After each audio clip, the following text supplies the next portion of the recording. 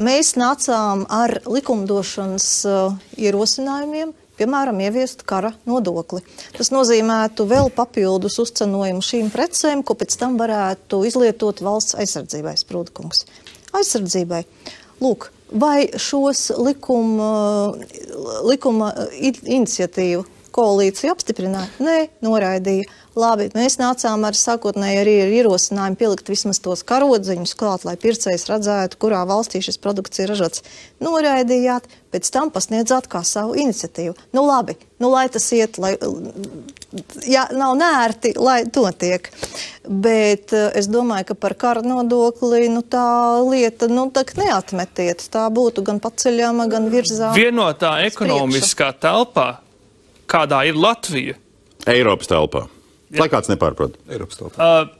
Tā atsevišķi Latvijas uzlikts nodoklis trešajai valstī vienkārši nestrādā.